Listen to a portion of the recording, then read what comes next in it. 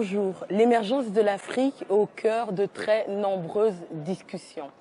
Aujourd'hui, dans notre émission Africa Europa, nous allons parler précisément de l'émergence des acteurs économiques dans l'Afrique de demain. L'émission Africa Europe continue, cette fois-ci donc avec la même configuration de notre plateau, seulement avec un nouveau venu, M. Marc Depose. Enchanté. Qui êtes-vous?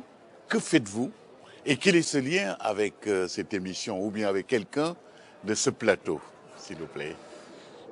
Mon nom est Marc Depose, comme vous l'avez très aimablement dit. Je suis juriste de formation, économiste de formation, et j'ai le plaisir de travailler avec M. Joël Bulelli depuis un certain nombre d'années et de participer à l'ensemble de ses projets et au développement qu'il est en train de mettre en place. On parle beaucoup de cette structuration des entreprises de M. Joël Bulelli, Oui. de ce qu'on appelle le One Coin. Est-ce que vous travaillez un peu dans ce sens de structuration? Et qu'est-ce que c'est que cette économie structurale que vous voulez mettre sur place? Si vous voulez, le OneCoin est simplement un outil. Il ne faut pas se tromper. Le OneCoin, c'est une monnaie cryptogramme, c'est une monnaie née dans l'Internet, dans un secteur donné et par rapport à un groupe donné. Mais je dirais que la virtualisation de l'économie et du OneCoin, elle est valable pour n'importe quelle monnaie. Votre monnaie à vous, que ce soit en euros, vous payerez dans la zone euro vis-à-vis de gens qui acceptent l'euro. Et depuis Bretton Woods et la rupture avec la parité à l'or, je dirais que toutes les monnaies sont devenues quasiment virtuelles. Sous cet angle-là, ce qui est important, c'est que, en réalité, l'émergence de ces monnaies deviennent des instruments complémentaires qui permettent d'accompagner, je dirais, d'affiner et de relancer des économies dans l'économie. Elle n'a pas pour volonté de remplacer l'argent officiel, elle n'a pas pour volonté de commencer à mettre en place un système universel, c'est simplement un outil qui doit permettre, je dirais, de développer précisément une communauté donnée, de fonctionner petit à petit, de grandir petit à petit, et de permettre, je dirais, l'émergence d'une économie qui va faire ses pas petit à petit, qui va grimper, qui va grandir, qui va grossir. L'idée est de fluidifier, de fluctuer, de donner plus d'aisance, de donner plus de souplesse à un certain segment de l'économie. Justement, en tant que juriste, vous ne pensez pas que quand même, pour des économies aussi, on peut dire, faibles, entre guillemets, comme les économies africaines avec lesquelles vous travaillez beaucoup, Oui. est-ce que ces pays sont prêts à intégrer la monnaie, donc le OneCoin par exemple? Je le pense. Et précisément parce que ces pays ont effectivement des économies qui ont parfois difficile à faire leur place. Elles n'en restent pas moins, je dirais, partie prenante de l'économie mondiale. Ça veut dire qu'elles en subissent de plein fouet toutes les variations, toutes les tensions, qu'elles soient politiques, qu'elles soient économiques, qu'elles soient financières, et elles n'ont pas les moyens de se défendre. Et quand on parle d'économie à ce niveau-là, on parle évidemment bien souvent d'économie étatique et le retour à l'individu, le retour à la personne qui va acheter son pain le matin, qui peut acheter une voiture, je dirais qu'on est bien loin de l'économie mondiale. Et dans cette économie de tous les jours, au contraire, je pense que le OneCoin ou n'importe quelle autre monnaie, entendons-nous bien, le OneCoin a des spécificités sur lesquelles on reviendra peut-être, mais il mériterait une émission à lui tout seul, tellement il est quand même complet. Mais en réalité, la monnaie virtuelle a, je dirais, ces caractéristiques de pouvoir être à la mesure d'entités plus étroites. D'ailleurs, en Europe, vous avez vu l'émergence d'un tas de monnaies qui ont pour volonté d'être régionales, d'être locales, parfois d'être liées à un quartier.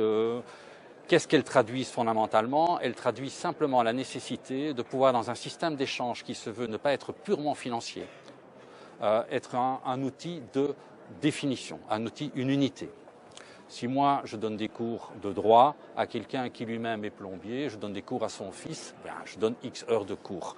Son plombier, à son tour, viendra chez moi pour réparer ma fuite. Comment va-t-on évaluer? On est dans du troc, mais précisément, c'est ce qui a amené l'existence de la monnaie, c'est que le troc est compliqué à gérer. Et donc, l'existence d'une monnaie virtuelle, il y a eu des marguerites, mais je dirais que l'imagination est au pouvoir sous cet angle-là. Chaque fois qu'on a créé des monnaies virtuelles, c'était pour la nécessité de pouvoir arriver à quantifier ces échanges informels. Et précisément dans des pays comme les pays africains, du moins dans certains d'entre eux, on est au troc, on est dans l'échange de services. Et la renaissance va passer d'abord par le renforcement de toute cette base économique locale. Et le OneCoin vient précisément apporter cet outil. Ok. d'évaluation. C'est la raison pour laquelle vous travaillez, Joël, avec M. Marc Depose? Parce que de toutes vos entreprises que vous avez, est-ce qu'elles sont vraiment prêtes à intégrer ce système? Déjà, pour répondre, avec Marc Depose, c'est pas compliqué de travailler. Donc, on travaille ensemble depuis de nombreuses années. Donc, on a, j'ai envie de dire, développé une complicité. Donc, il n'y a pas de souci de ce point de vue-là. Mais ici, au niveau du projet du OneCount, c'est vrai que M. Marc Depose s'est attelé justement à rencontrer un peu plus la communauté OneCount, parce que nous avons pensé qu'à l'heure actuelle, cette communauté qui est composée d'à peu près 3 millions d'individus pourrait être intéressante pour soutenir l'économie au niveau du Congo. Et on donne la possibilité à cette communauté aujourd'hui de pouvoir, comment dire, cet argent qui est numérique, on leur permet d'acheter des maisons à l'heure actuelle au niveau du territoire congolais. Donc oui, je pense que cette économie a tout à fait, ce OneCount a tout à fait sa place au niveau du Congo, et l'une de mes entreprises, Leader Construct, justement soutient ce projet.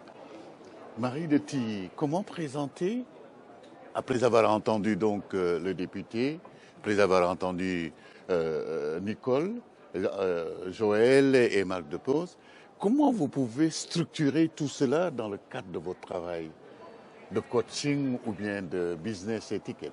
Eh bien, moi, ce que je résumerais avec une valeur qui m'est très chère, c'est le partage. Et j'ai trouvé que, justement, quand Marc Depose parlait de ce troc, je trouve que ça crée un lien. Et c'est ça qui, à mon avis, est le plus important, c'est de créer du lien, créer et partager. Et je dirais que je pense que le nouveau luxe, c'est de savoir partager. Justement. Merci beaucoup, honorable, d'être venu donc nous rejoindre ici. Un dernier mot peut-être pour ce que vous avez entendu?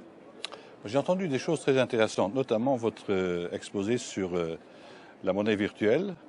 Je crois qu'elle a l'avantage de permettre le développement des activités, même sur toile de fond de crise de liquidité. Elle rend l'économie informelle plus résistante à une crise due à la financiarisation de l'économie. Donc je crois qu'il y aura pas seulement des régimes uniques en matière monétaire, mais une monnaie officielle et une monnaie parallèle. Il faut les deux. Comme l'économie officielle est quand même séparée de l'économie informelle, je crois que ça va dans le droit sens. Et ça, c'est l'inventivité des Africains qui m'impressionne.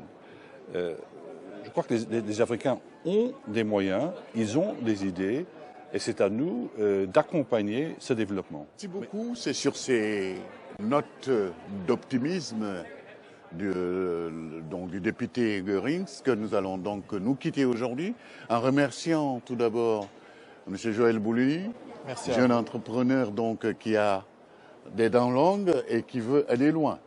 En remerciant donc la comtesse Marie de Tilly, qui donc avec son concept de business étiquette est en train de faire ce qu'on appelle le link entre l'Afrique, l'Europe et puis des visions futures. Merci beaucoup, Monsieur Depose, pour nous parler de cette OneCoin, donc la monnaie numérique, qui est une curiosité pour certains, mais qui peut être donc la valeur de demain. Qui sera un très bel instrument. Merci beaucoup, Nicole Sulu, fondatrice et initiatrice donc du Makutano, qui veut dire donc rencontre et échange. À Kinshasa, il y a eu donc en 2016. Et cette fois-ci, donc en 2017, ce sera les 15, 16 et 17 septembre à Kinshasa. Vous êtes tous conviés. Absolument. Et merci beaucoup, donc, honorable, de nous avoir accueillis dans votre maison. Avec grand plaisir. Merci beaucoup.